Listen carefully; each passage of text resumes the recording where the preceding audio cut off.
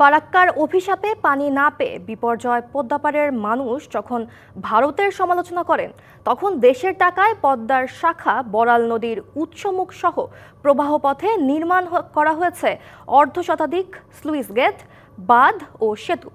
একসময় বন্যা থেকে বাঁচতে এসব স্লুইস গেট নির্মাণ করা হলেও প্রবাহ বাধাগ্রস্ত হয়ে এখন মরে গেছে বড়াল সহ এর শাখা নদীগুলো। রাজশাহীর চারঘাটে পদ্মা নদী থেকে উৎপত্তি বড়াল নদীর। নদীটি ২২০ কিলোমিটার প্রবাহিত হয়ে মিশেছে যমুনা নদীতে। ১৯৮৪ সালে পানি উন্নয়ন বোর্ড বড়াল নদীর উৎসমুখে একটি এবং আটঘরিয়ায় দুটি অপরিকল্পিত স্লুইস গেট নির্মাণ করে। এতেই মরতে শুরু করে বড়াল সহ এর শাখা মুসা খান, নারদ, চিকনাই, রত্নাই, নন্দকুজা, গোমানি ও ছিনি নদী। এলএমই সার্টিফাইড বিশ্বসেরা কপারে তৈরি ওয়ালটন কেবলস, যা আপনার স্থাপনাকে রাখবে সব সময় নিরাপদ। ভিন্ন স্রোতের এই নদীতে একসময় প্রচুর মাছ পেতেন জেলেরা, ছিল প্রাণ বৈচিত্র্য। বর্তমানে বড়াল নদীর অনেক অংশ দখল হয়ে গেছে।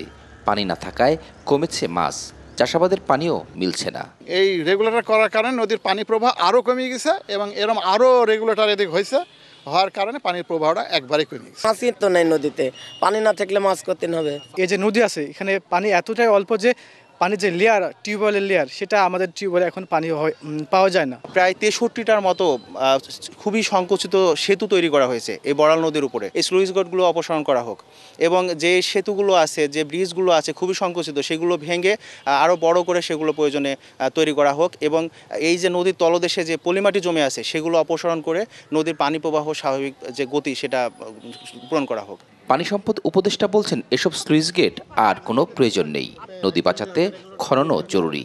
স্লুইস গেটগুলো তো কেউ ব্যক্তিগত স্বার্থে লাগায়নি, লাগিয়েছিল এই জন্য যে বন্যা নিয়ন্ত্রণ করা, কিন্তু এখনকার বাস্তবতা ভিন্ন হয়ে গেছে। আমি মনে করি না যে চারঘাটের স্লুইস গেট এখন আর রাখার কোনো যৌক্তিকতা আছে বলে, কিন্তু আপনি শুধু স্লুইস গেটটা তুলে দিলেন, নদীটা খনন করলেন না, তখন কিন্তু আপনি কোনো সুফল পাবেন না। ফলে দুইটাকে একসাথে কম্বাইন করে আমরা কাজে হাত দেব। প্রাণ, প্রকৃতি ও পরিবেশ রক্ষায় বড়াল নদীর প্রবাহ ফেরানো এখন সময়ের দাবি। Sourav Habib, DBC news, Rajshahi.